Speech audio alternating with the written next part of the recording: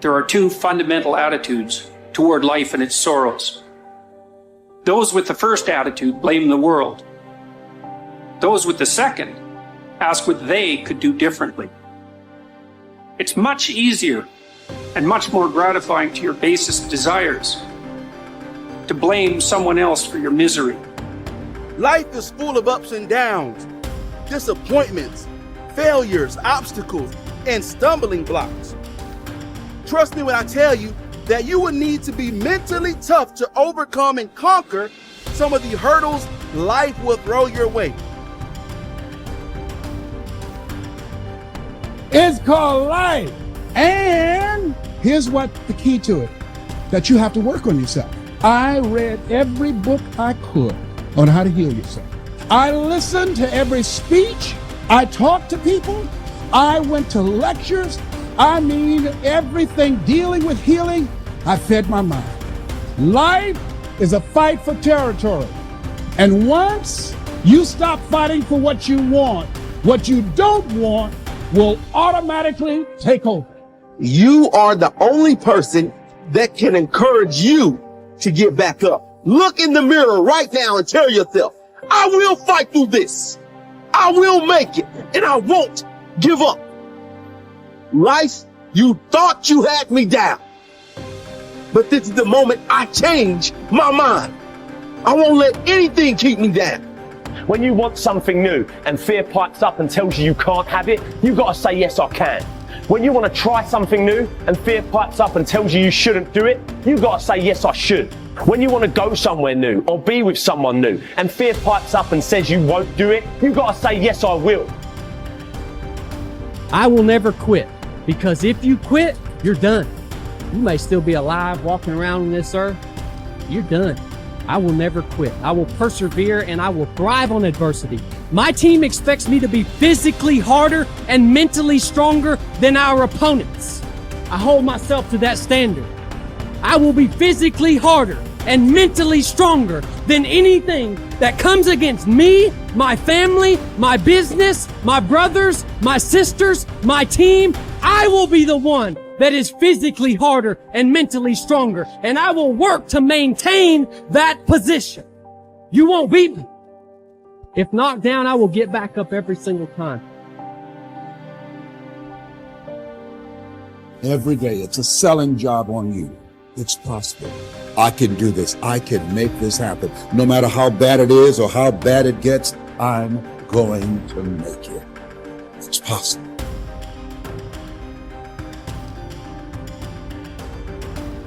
Yo, we all are great.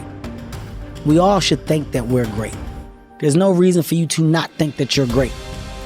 If you don't think you're great, ask yourself why. Why don't you think the highest of yourself? When you do, people have no choice but to follow suit. You have no choice but to follow suit. Well, a lot of people, they base it on their past. They base it on the life that they've experienced up until this moment. Makes you better. Yeah, it does make you better. Makes you better, makes you smarter. Yeah. A You life need to with no hear a guy rocks. like you say it. Yeah, man. That's what's interesting about it. That's what's interesting about life. You can hear a guy like you say that, and then it changes your perspective, and then you'll go out and take action that you might not have taken before. I got a 585 on my SAT, Confessions. They give you 400 for putting your name on the paper. It's a true story. I guessed ABACADA. I did abacadabra all the way down. True story. Swear to God. Hand on my mother's grave. ABACADA. All the way down. I didn't care because it was a class trip that same day. I wanted to go Great Adventure. I was told that not taking my SAT seriously would prohibit me from furthering myself. That's what I was told. At the moment, I said, maybe I should have applied myself. Maybe I should have did different. When I saw all my friends get their test scores back and they were ecstatic. 800s, 900s, 960s. Everybody's going to college. I felt like the biggest idiot in the world. The biggest idiot in the world. Because the same people that I went and rushed to go to Great Adventure with, they had taken the SAT the week before. They already got their work done. They did everything they were supposed to do. So that moment of fun was real fun for them. I was the only dumbass that didn't prioritize and take care of my shit. So I'm the only one going to community college. Everybody else off to Villanova, Temple University, Drexel University. God damn. I just got left behind. Why didn't y'all tell me that y'all did it the week before? How come y'all ain't tell me that we was serious about the college? Y'all ain't tell me y'all was trying to go to Temple or Drexel? Oh, wait. It's because my life isn't their life. They're focused on themselves. Wow, they're doing what they're supposed to do. Hey, Jack. Go sit by yourself and figure it out, because this is where you should be. Lesson learned. Any opportunity given should be taken serious from this point. Because if not, you can find yourself feeling just like this. I try to get down on myself at the moment. I learn from it. Now, if I gotta take a goddamn test, you best believe I'm studying for that test, because I don't want the feeling like I'm the guy that didn't prepare. Now I got a story to tell my kids about what it feels like to be the kid in class that didn't prepare, that's got the worst grade when they give all those grades back. But it's because of my experience. I don't look down on those moments. You take those moments, you make the best of them, because they're life lessons. It's that simple. You're saying it's positive, but it's really just simplicity that's real. It's real. It's real, and it's your life experience, and it's your life's lesson.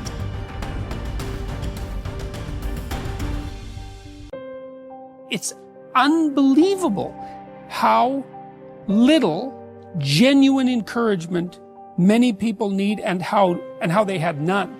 No one ever said to them and meant it. It's not okay for you to be a weak loser. It's not okay. And the reason it's not okay is because you could be way more than that.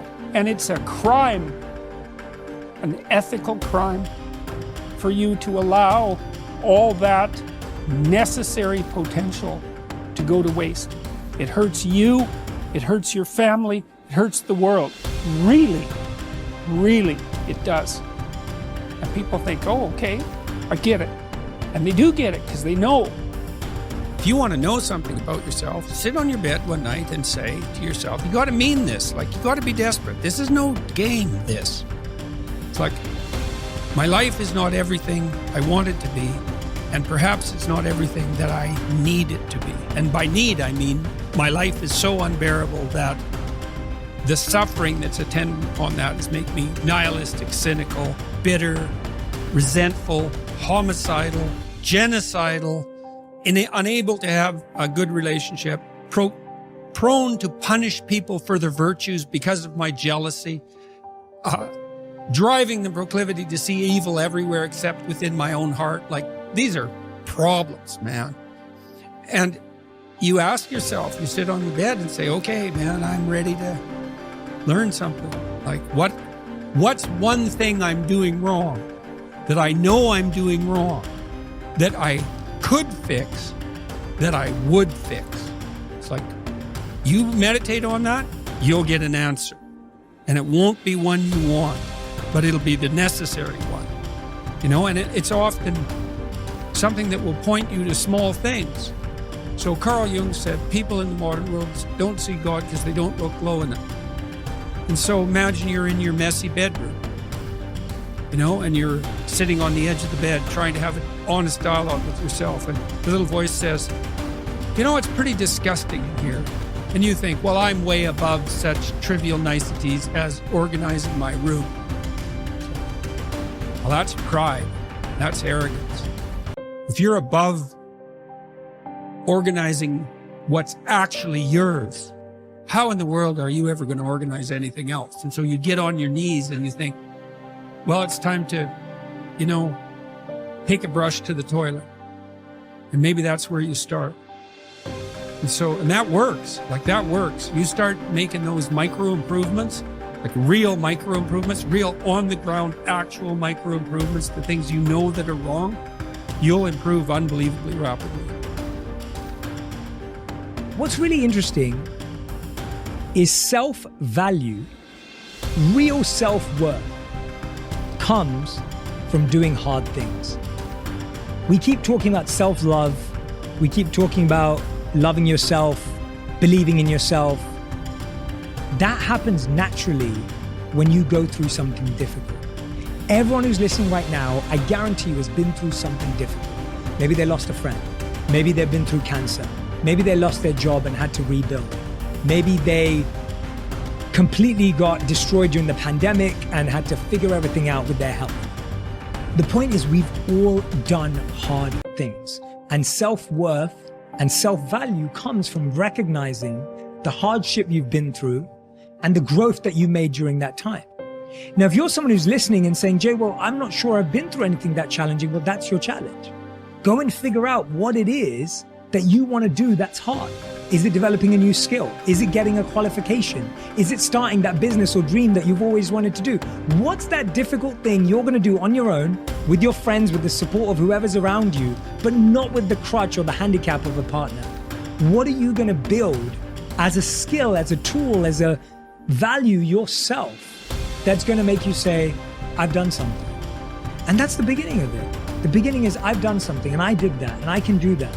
And when you do that, yes, there's going to be, you're going to validate the wrong things. You're going to give yourself praise for the wrong things. You're going to go through ego. You're going to do all of that. But there's still a belief of, I can do hard things. I can do hard things by myself. And I know what value I bring to a relationship. Most people don't want to be really wealthy. What they do want is they don't want to have any financial concerns. If they want to buy a new suit, they can go and get one. If they want to take a trip, they can take the trip. If they want a new car, they can get the new car. They don't want to just run out and spend or buy. They don't want to have any financial concerns. 2, they want to wake up in the morning excited about how they're going to spend their day. And the 3rd, they want to mix with people who are upbeat and creatively productive. These are the 3 things that people really want.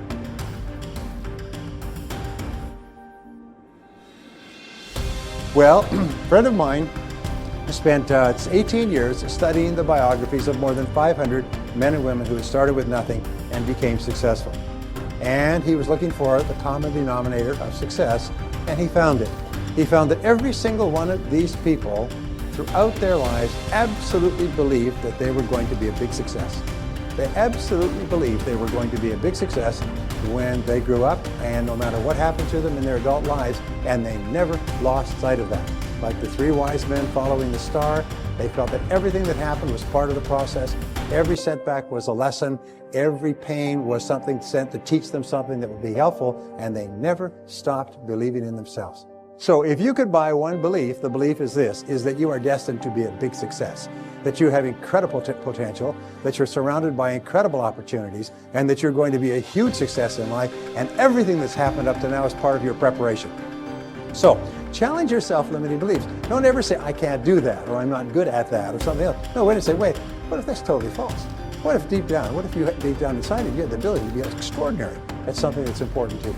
Whether it's skiing or skydiving or mathematics or selling or earning money or running a business. You probably have more ability than you could dream of, but don't sell yourself short. Now in the Bible it says, according to your faith it is done unto you. It's one of the most important principles of the New Testament. In the Old Testament it says, as a man thinketh in his heart, and the heart stands for the subconscious mind, which means a deep belief, so is it, or so is she. William James says, beliefs create the actual fact. Is that if you have the belief, it actually becomes the fact, because you always act in a manner consistent with the belief, and as a result, you get the results consistent with your actions. And you can control your beliefs. Is it easy to change your beliefs, especially old negative? No, it's not easy. Is it possible? Absolutely. Is it easy to lose weight? No. Is it possible? Of course it is. If you want to become successful in life, young man, he said, number 1, you got to change your mindset. He said, you don't get in life what you want, you get in life what you are. Number 2, practice OQP, only quality people. You earn within $2,000 to $3,000 of your closest friends. And the 3rd thing he said, develop your communication skills, because once you open your mouth, you tell the world who you are.